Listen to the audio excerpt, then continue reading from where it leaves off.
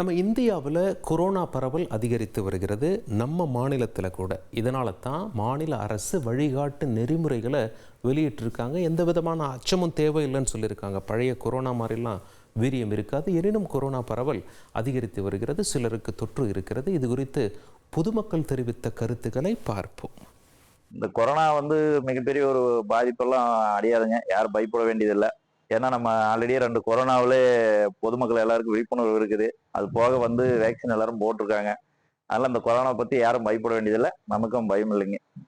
கொரோனாவை பத்தி சொல்லணும்னா, முதல்ல இருந்த கொரோனாவுக்கு வீரியம் இப்பெல்லாம் கொஞ்சம் கம்மியா இருக்கு. மக்கள் எல்லாத்துக்கூடும் போராடி அதுல இருந்து ஜெயிச்சு வந்திருக்காங்க. பாதி பேர் ஊசி வேற வேக்சின் போட்டிருக்காங்க. அதனால கொரோனா பத்தி நம்ம பயப்பட தேவையில்ல. அதே போல இப்போ சளி, காய்ச்சல், ஜுரம் மாதிரி அது ஒரு கொரோனா வந்திருக்கு. நம்ம போய் ஊசி போட்டு அது நார்மலா போய்க்கலாம். யாரும் பயப்பட வேண்டியதில்லை. முதல்ல கொரோனா முதல் ட்ரிப் போது அதிகமாக மருந்து கண்டுபிடிக்கல, மாத்திரை கண்டுபிடிக்க முடியல, பாதிப்பு ஏற்பட்டுச்சு. இப்போல்லாம் மருந்து மாத்திரை நிறைய கண்டுபிடிச்சிட்டாங்க. அதனால் அதிகமாக பாதிப்பு ஏற்படாதுங்க. வந்தாலும் 1, 2 வந்தாலும் அது மருந்து மாதிரி சரி பண்ணி போடுவாங்க. அது மக்கள் யாரும் பொதுமக்கள் யாரும் பயப்பட வேண்டியதில்லை. மழை இப்படியே வந்தால் ஏற்படுத்துங்க. கண்டிப்பாக பாதிப்பு இப்போவே நிறைய இருக்குது. கொஞ்சம் எங்கே பார்த்தாலும் சளி, காய்ச்சல் இருக்குது. அது ஏற்படுத்துன்னு தான் நினைக்கிறேன். முகக்கவசம் அணியணும். கண்ட இடத்துல தண்ணி காய்ச்சி குடிக்கணும். அவ்வளோதான், வேற ஒன்றும். வருமுன் காப்போம் என்ற நாம பாதுகாக்கிறதுக்கு நம்ம விழிப்புணர்வாக இருக்க நல்லது.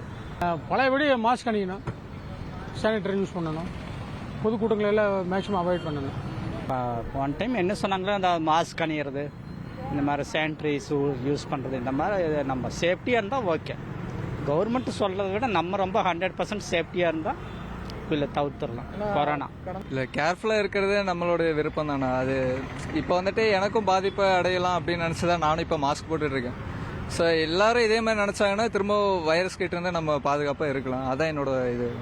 ஸோ முன்னாடியே சேஃபாக இருந்தால் நம்ம கொரோனா திரும்ப வராது இல்லையா. அதுக்காக நிறைய பேர் சேஃப்டியாக இருக்கணும்னு நான் என்னோட கருத்து. பொதுமக்கள் அவங்களோட சேஃப்டி அவங்க தான் பார்த்துக்கணும்.